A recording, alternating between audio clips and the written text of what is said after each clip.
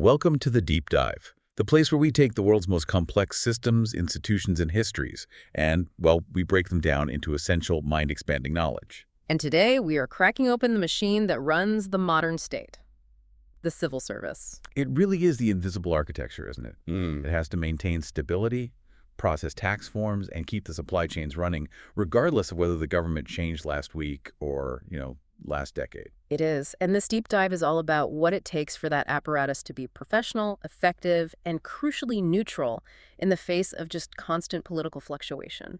Our sources today trace this history from the hyper-rigorous demands of ancient empires through the pragmatic reforms of 19th century Europe, and we're going to specifically focus on the tumultuous journey of administration in Central Europe, particularly Poland.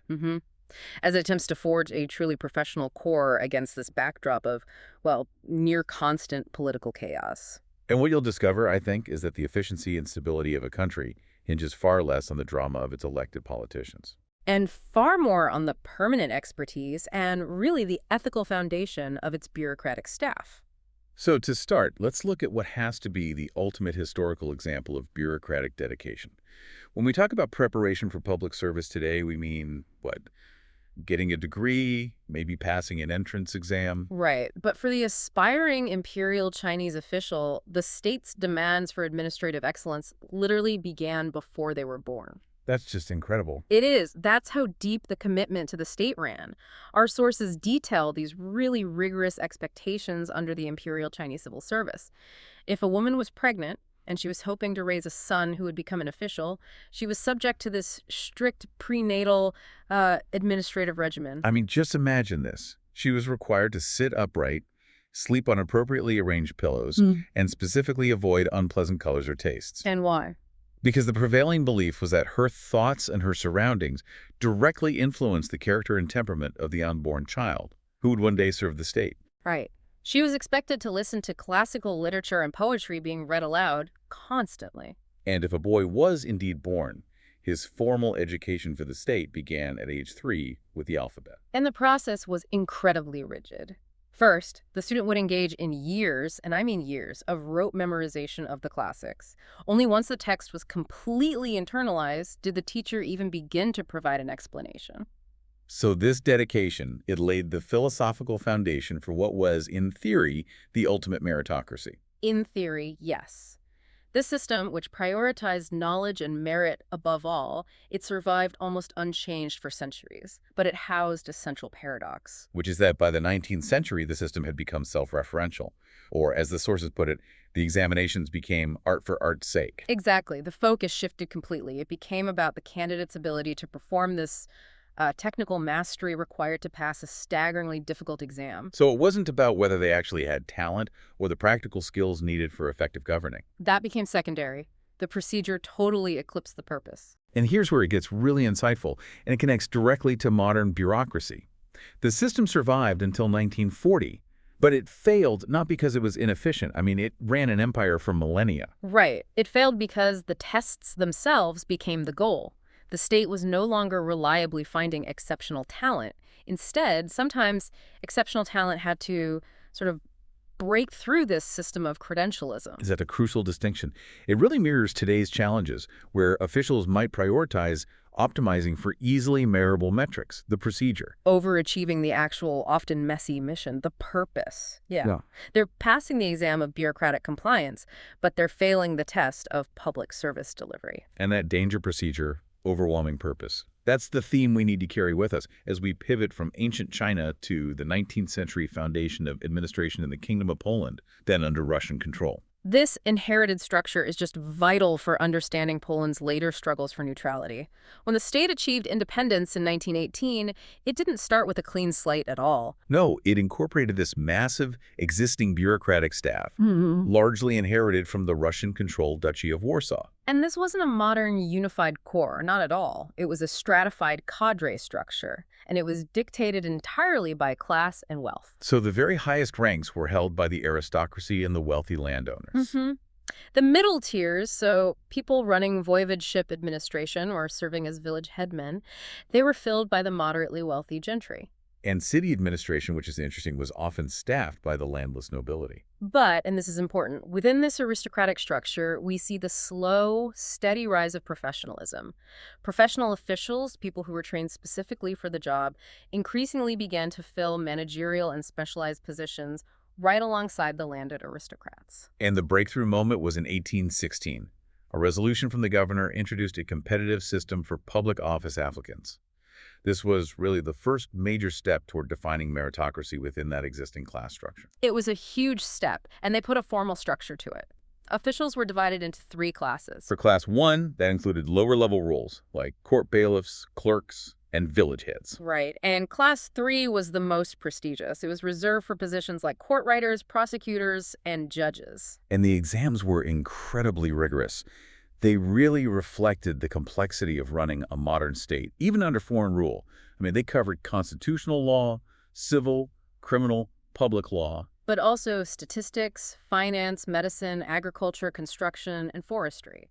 This was far from a simple test of loyalty. It was a real test of broad administrative capacity. And to manage all of this, a Supreme Examination Commission was specifically established under the Council of State to certify the candidates for that highest tier, for Class 3. And beyond just recruitment, the state recognized its commitment to this emerging professional class. The establishment of the Pension Association in 1824 was a monumental step. Why was that so significant? Because it provided coverage not just for the officials themselves, but also for their widows and orphans. This signaled the state's expectation of a long-term career commitment from them. And accountability was enforced through these meticulous conduct lists.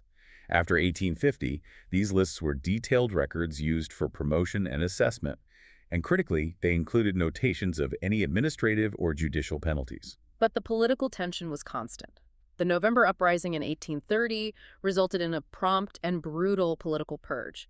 Any official who was involved in the insurgency was removed from service. And they were only partially readmitted 25 years later, in 1855. And only those categorized as the lowest level of offenders, the so-called 3-category offenders. And even then, they had to prove 5 years of absolutely impeccable conduct before being allowed back into the fold. It's a powerful historical lesson, isn't it? It shows that even when a state successfully professionalizes its civil service, introducing exams, pensions, conduct rules, that service remains deeply vulnerable to the demands for political loyalty by the ruling power. The battle for neutrality is constant. It never really ends. And that tension, loyalty versus neutrality, it really sets the stage for the modern era. Since the mid-19th century, democratic states have developed, 3 distinct architectural models to manage this core conflict. Right, and understanding these is essential for understanding why Poland chose its own particular path. So first up, we have the career system. It's often called the closed or promotion-based model. You see this in France, Germany, Italy, Spain. This model is all about joining an elite corps for life.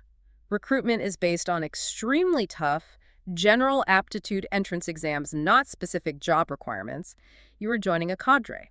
And you advance based on tenure, generalized competence, and then further internal exams after some preparatory service. The core trade-off here is stability. The career system guarantees institutional memory, and it protects officials from immediate political firings. The risk, of course, is ossification. It can become inward-looking, slow to adapt, and create a highly privileged, insulated caste. Exactly. Then second, you have the positional system. This is the managerial or job-based model, and it's championed by the UK, the Netherlands, Czechia, and Estonia. This is much more pragmatic. It's results-oriented. Recruitment is focused entirely on filling specific, immediate job needs. You apply for a detailed job description with an emphasis on specialized expertise. It offers flexibility. The state can quickly hire the specialists it needs right now. But the trade-off is instability. If recruitment is constantly focused on specific roles, institutional memory becomes fragmented. The administration is more susceptible to political influence, as senior roles can be easily replaced when the government changes. And finally, we have the mixed model. This attempts to incorporate the stability of a career corps for, say, core policy-making roles, combined with the flexibility of positional hiring for specialized or temporary tasks. And this is the path adopted by many post-communist states who were seeking stability without the rigidity of the full French system. So Poland, Hungary, Lithuania, Latvia. done Czechia, alongside Switzerland and Italy. For Poland, which was seeking rapid modernization and trying to escape the legacy of centralized control, the mixed model offered a compromise between professional stability and the political drive for fast managerial reforms. To really illustrate this evolution, let's look at the classic case of the UK's transformation from, well, chaos to competence. It was chaos. Before the mid-19th century, British administration was notoriously defined by personal rule, nepotism, patronage, and outright purchased sinecures. An absolute mess. You bought your way into a role. You were appointed based purely on political or personal connections. The administration was basically a feeding trough for the politically connected, not a mechanism for effective governance. And the catalyst for change was spectacular failure. Specifically, the administrative dysfunction during the Crimean War in 1854 exposed the inherent weakness of a system that put connections ahead of basic administrative competence. People were dying because the system couldn't supply them. Literally. This led directly to the famous Northcote-Trevelyan Report in 1853, and this report was scathing. It argued that existing recruitment favored persons lacking ambition or initiative simply because they were wealthy enough to buy a sinecure or well-connected enough to get one. So the recommendations were revolutionary for the time. Competitive exams, open competition for all, and the functional division of staff into meritorious, the policy experts, and technical roles. This created the bedrock of the Whitehall model, which lasted all the way until the 1980s. Its key characteristic was that the civil service was a distinct profession, yet individual officials had no separate public law status. Meaning they were subject to general employment law, like anyone else. Right. They had permanent tenure, and top jobs prioritized experienced, broadly educated generalists over specialized experts. Then you get the reform wave of the 1980s and 90s, the Next Steps initiative, which focused on efficiency through massive decentralization. The administration was functionally broken up into agencies. By 1996, something like 80% of UK civil servants worked in 123 separate agencies. A phenomenon called departmentalization, which meant large parts of the operational administration were operating largely outside direct political control and bureaucratic discipline, focusing on delivery. It fostered greater flexibility, but it also complicated political accountability, for sure. And this whole decentralization was driven by the philosophy of the Citizens' Charter. This was a fundamental shift, viewing public services as a product funded by taxpayers who deserved high-quality, efficient service at a reasonable cost. And its core strategic focus was defined by 4 words: quality, choice, standards, and cost. Now let's compare this highly flexible positional UK model to the rigid elite French career model. French officials are intensely structured, belonging to one of 3 core: state, local government, or hospital public service. It's about 2.3 million members. Historically, the French model is known for its formality and this authority-based traditional relationship between the office and the citizens, the petitioners. But even this traditional structure is being forced to modernize. The pivotal moment came with the ENA, the École Nationale d'Administration, which is the hallowed training ground for the elite. In 1995, ENA alumni themselves recognized the need for change. They proposed actively seeking diverse candidates from different academic, regional, and social profiles, trying to break that centralized Parisian elite bubble.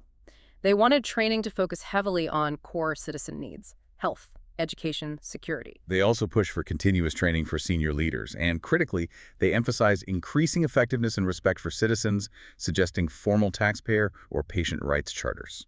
This push culminated in the 2008 white paper proposals, signaling some really deep structural changes. They proposed reorganizing the Corps into 7 professional divisions, breaking down that rigid core structure by function, so general administration, finance, social affairs, and so on. And compensation was tied to merit and performance, moving away from pure seniority. They also mandated major staff reductions, replacing only 50% of retirees, and aimed to modernize central ministries by reducing the number of directorates from 200 to 150. A major overhaul. So let's turn to the difficult subject of political neutrality and compare Sweden and Germany. Sweden has what looks, on paper anyway, like the perfect solution to the politics-administration divide. They call their ministries departments, which shows their Anglo-Saxon influence, and the ministerial leadership is a trio. The minister, supported by the state secretary, the permanent secretary, and the chief lawyer. Okay, so the state secretary is explicitly a political appointee. They automatically resign when the government changes, providing that necessary political leadership and loyalty. But the permanent secretary and the chief lawyer are the apolitical core. They are senior, highly qualified career officials whose professional stability is protected. They are the institutional memory, and they provide objective legal and administrative counsel. That sounds neat, but here's the challenge. Doesn't the political appointee, the state secretary, still exert immense practical pressure on the legally protected permanent secretary? How do the sources suggest this pressure is resisted? The sources confirm this tension is absolutely real. However, the legal protection for the permanent secretary is high. Their effectiveness in resisting political pressure relies heavily on the professionalism of the civil service culture itself, the ethos. So it's about culture, not just law. Exactly. They are accountable to the law and the Constitution, not the party in power. Sweden also deliberately keeps the overall size of its central civil service relatively small, about 236,000 staff members, relying on the quality of their advice rather than the volume of their compliance. Now, Germany offers a contrast in its approach to political appointments. Ministers have broad power to appoint political officials, mainly state secretaries and department directors, who can be retired easily. But most senior officials remain in place even with a change in government. And critically, unlike in the U.S., for instance, membership in political parties is not prohibited for German civil servants. However, they must exercise moderation and restraint in their political activities. This is where the tension lies. Where exactly is that line of restraint drawn in practice? Well, research from the 1960s controversially indicated that party members advanced more often within the German bureaucracy. This suggests that political affinity, even if moderated, still provides an advantage, highlighting the difficulty of achieving true apoliticality when officials have the right to participate in democracy. Germany also features a unique mechanism. Candidates involved in radical political movements in the 60s and 70s, or former East German staff after reunification, could be excluded. The state prioritized ideological loyalty not just to the current government, but to the democratic institutions themselves. They screened for constitutional fidelity. Finally, let's look at the emergence of the largest administration outside a nation-state, the European Union. The EU initially adopted the historical administrative models of its founding states, France, Germany, Italy, meaning it was characterized by rigid procedures, hierarchy, and a lack of flexibility.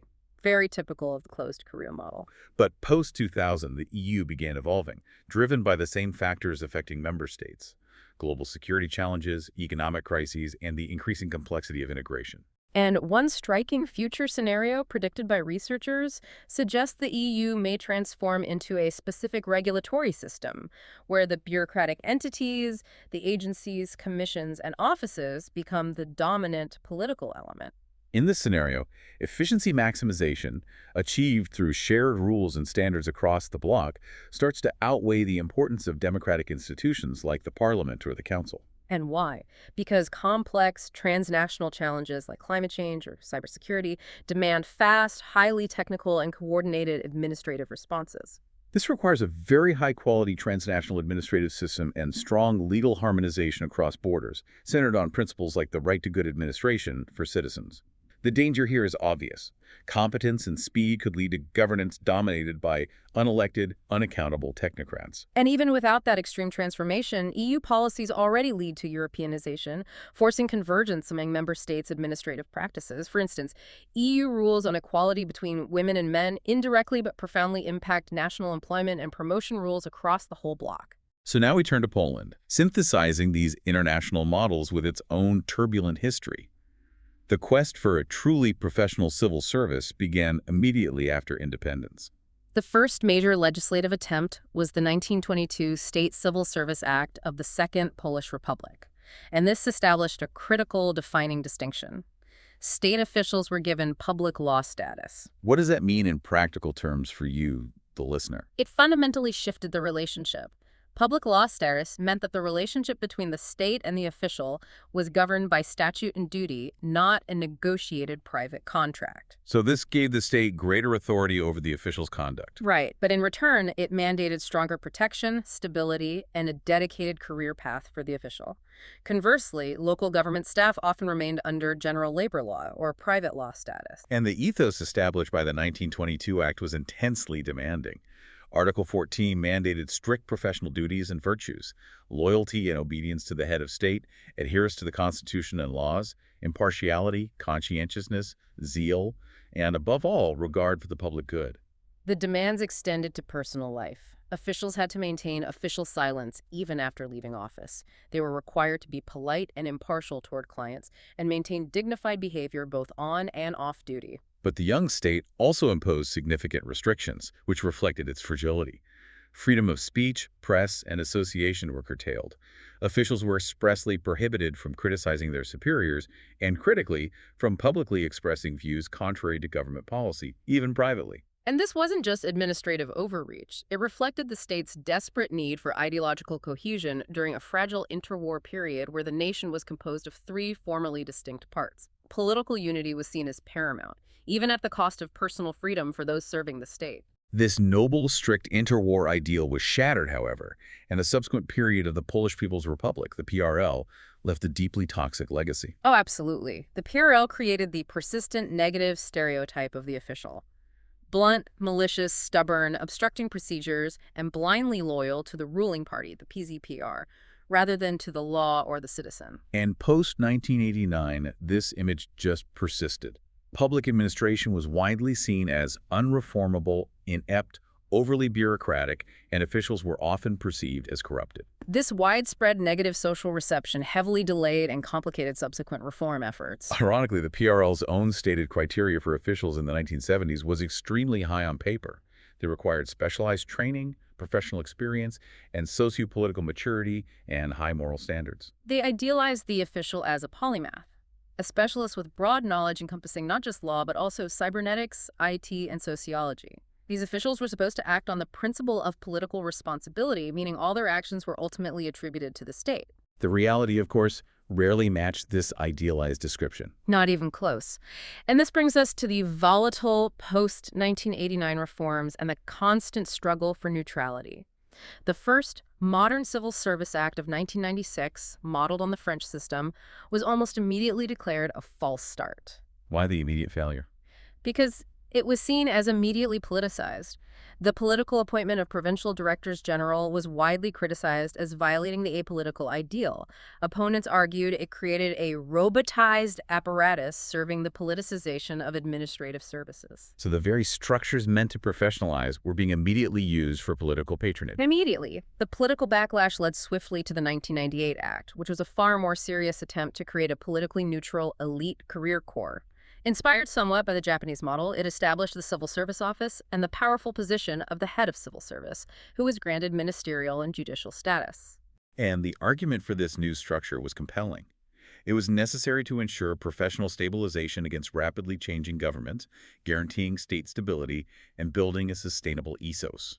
However, even this ambitious reform faced internal controversies. Disputes arose over the preferential treatment given to graduates of the National School of Public Administration, or KSA. Critics claimed this created an artificial internal elite, fostering resentment and creating the exact type of closed corps that the French system was trying to move away from. And there was immediate public scrutiny over the high cost. Analysts compared the bureaucracy unfavorably to Western Europe. Poland had 86 high state officials compared to just 38 in bureaucratized France. This led to media commentary focused on inefficient, excessive bureaucracy spending. But the true seismic shift came following the 2005 elections. The new ruling coalition moved quickly to implement new legislation, including the highly controversial State Personnel Reserve Act, or PZK. This act was widely condemned by critics as a mechanism for mass politicization. How did it work?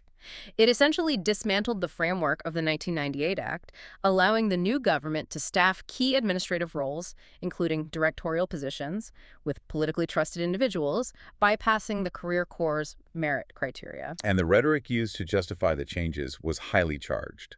They viewed the existing administration as a link connecting the Third Republic with the period of enslaved Poland, PRL. It was a conscious effort to remove institutional memory and staff associated with the previous political era under the guise of purging the remaining communist-era officials. So Poland's administrative history reveals a pattern. Every attempt to build an impartial professional body is immediately followed by a political team viewing that body as an obstacle, necessitating a new law to assert political control. The pendulum swings violently between the ideal of neutrality and the reality of politicization. And this continuous political struggle highlights the need for a strong moral and philosophical foundation for public service. When the systems fail, the official has to rely on an ethical compass. We can return to ancient Rome. Cicero's declaration that an official is law-given voice, and law is a mute official, establishes the official as the absolute embodiment of legality. They don't just follow the rules, they are the living manifestation of the state's legal and moral authority. For Cicero, the guiding star had to be the good of the populace, salus populi, which must be the highest law. And to protect this, he established clear anti-corruption rules. Officials were forbidden from receiving or giving gifts while applying for, holding, or even after leaving office. A lifetime commitment to integrity. Greek ethics provided a different framework. Socrates argued for intellectualism. Virtue is knowledge, and ethics can therefore be learned. Which is a very optimistic view. It suggests that if an official lacked ethical discernment, they could acquire it through training and learning. Mistakes stemmed from ignorance, which could be cured. Aristotle expanded this, viewing humans as social and political animals. For him, justice was the highest virtue, and it was equated with what was useful to the general public, establishing the philosophical root for the public good principle. And these ancient ideas directly inform the core values of modern administration. The Polish Constitution, in Article 153, explicitly mandates that the civil service must ensure the professional, reliable, impartial, and politically neutral performance of state tasks. International bodies like the OECD and the EU reinforce this. The most frequently declared core values globally are impartiality and apoliticality, followed closely by the rule of law, transparency, integrity, efficiency, and professionalism. Let's scrutinize one of these core values, reliability or settlement. Globally, it's defined broadly, covering economic rationality, efficiency, timeliness, and competence, ensuring the best results for the least cost. But here is a critical cultural insight.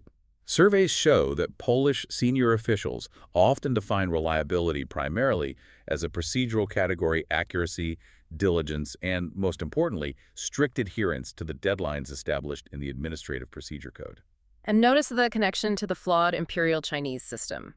When reliability becomes defined purely by adherence to procedure rather than achieving the ultimate outcome of efficient public service, the pathology begins.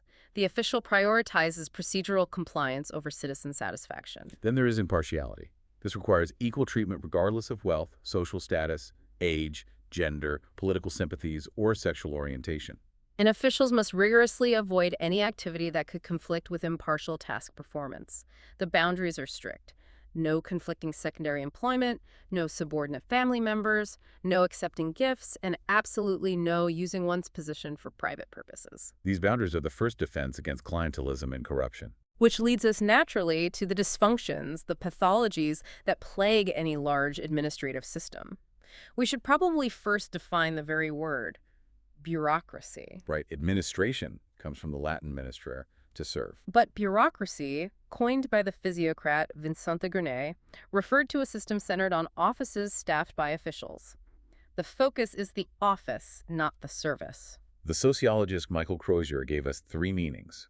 The first is the neutral, rational state apparatus.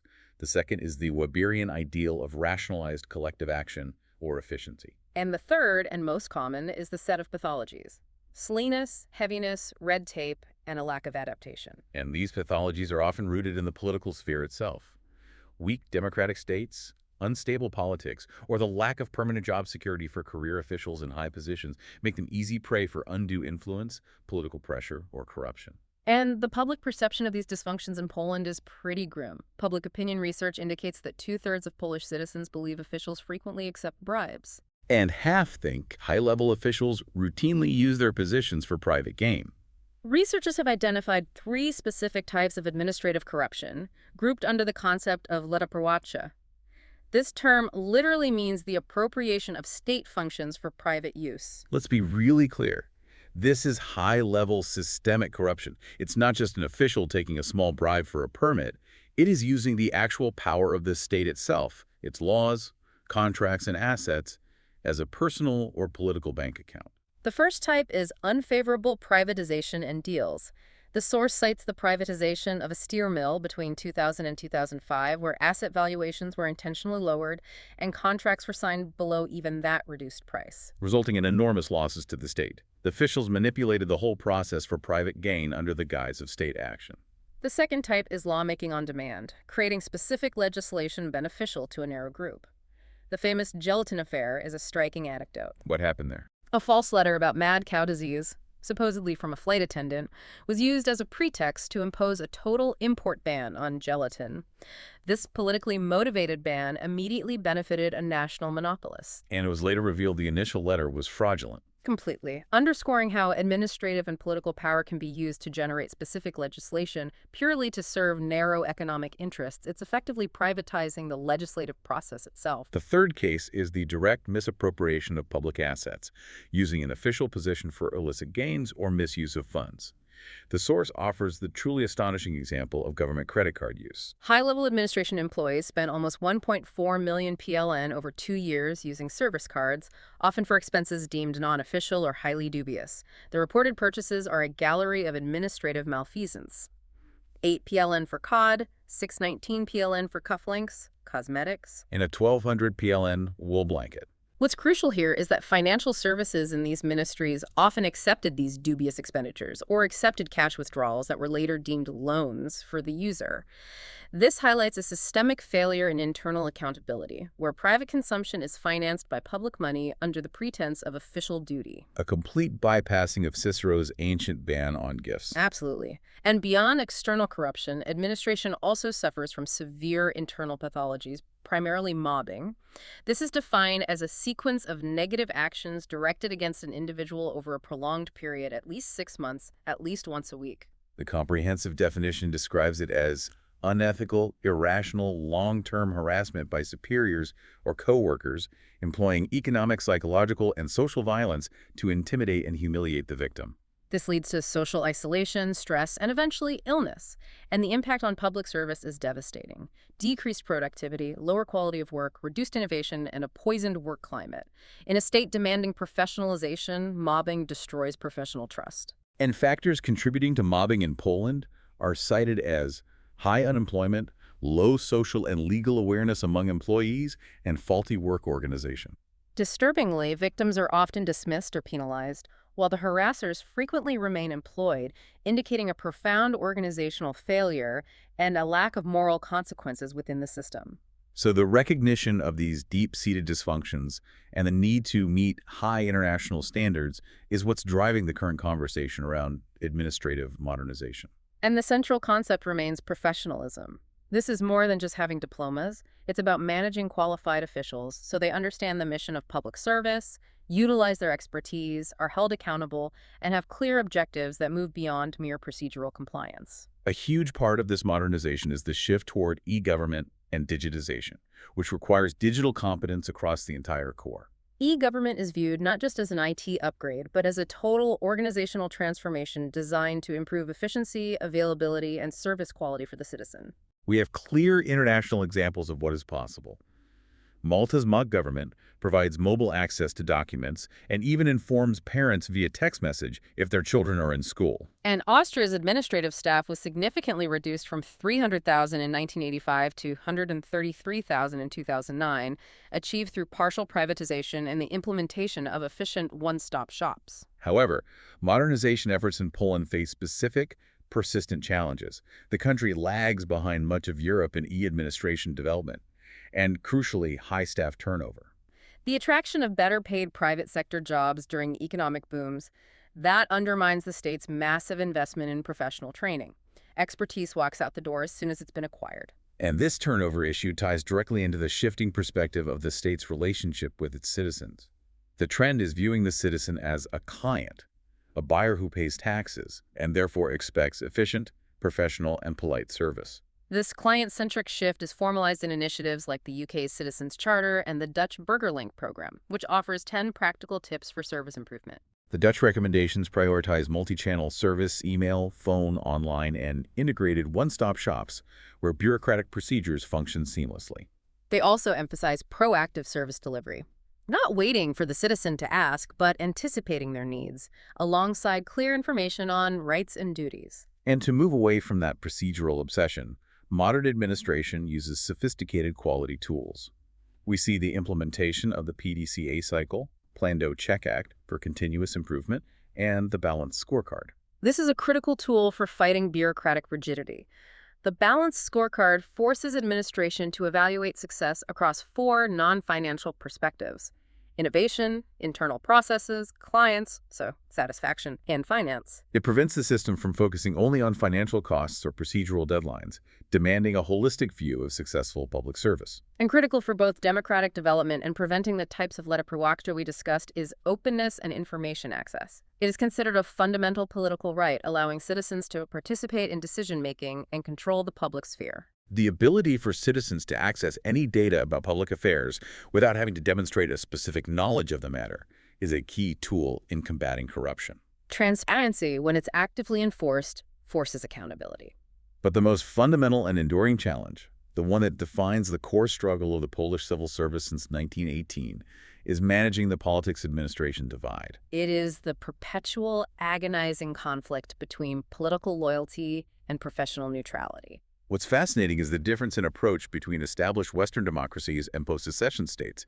In the UK, France, and Germany, it is routine to appoint politically loyal individuals to key administrative posts. But this is always coupled with and supported by a robust, permanent career corps that is resistant to ideological turnover. Whereas in post-2004 accession countries, like Poland, the fight to protect the independence of career officials from political interference remains highly controversial, evidenced by the continuous, frequent changes to civil service acts. The government changes, and the foundations of the state administration are immediately targeted for dismantling or reshaping. We should not forget that career officials possess powerful instruments of bureaucratic power, even when they seem powerless. They inherently influence political strategy through controlling and selecting the information used for decision-making. They exercise immense discretion in applying vague or empty concepts like the common good or true faith that are embedded in administrative law, and their sheer size and institutional memory give them significant leverage. They are, in many ways, the unremovable backbone of the state. This is where politicians complain about passive resistance. The sources discuss the use of the Italian strike method, rigidly adhering to procedures to intentionally slow down directives that the bureaucracy disagrees with. So the very proceduralism that broke the imperial Chinese system, the art for art's sake, is now weaponized by modern bureaucrats as a form of political resistance. They stop governing by following the rules too closely. This frustration is universal. We see Harry Truman lamenting in the 1940s that trying to force bureaucrats to follow executive orders was like trying to pull on strings. Or more colorfully, Richard Nixon complaining that there was no discipline in this bureaucracy. We always promote those sons of B who kick us in the ass. So the sources confirm this tension isn't just a political headache. It's a structural feature of modern governance.